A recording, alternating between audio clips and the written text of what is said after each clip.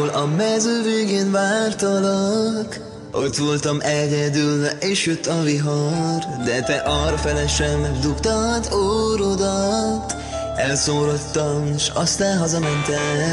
Pedig úgy egyeztük meg, hogy találkozunk, aztán kiderült, hogy mással találkoztál. Legalább szólhattál volna, hogy ne álljak a mező szélén, mint egy idióta hülye. Oh yeah.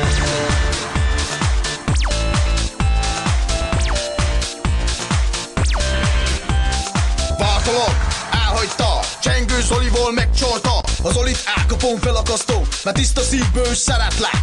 Miért csináltad ezt velem? A szukkot és én fizettem, de soha semmit nem fizettél, mely turkálóban dolgozol. Vittem neked lápcsit és laskaszűrőt, tepsiszetted, de te azt nem értékelted. Már Csengő Zolival megcsaltál, azt hazudtad, hogy szeretsz engemet, kölcsönt és felvettem neked, de közben a hartamokat rögtél, s pofátlanul kisajtoltad. Valahol a mező végén vártalak, de te arrafele sem dugtad órodat.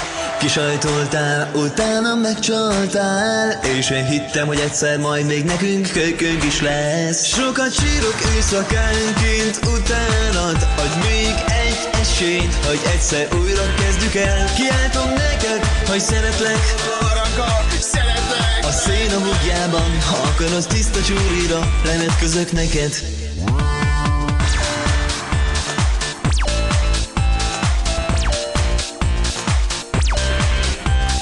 Kérlek szépen, ne hagyjál, mindent megteszek érted. Felvágom az álláimet, felakasztom a testemet.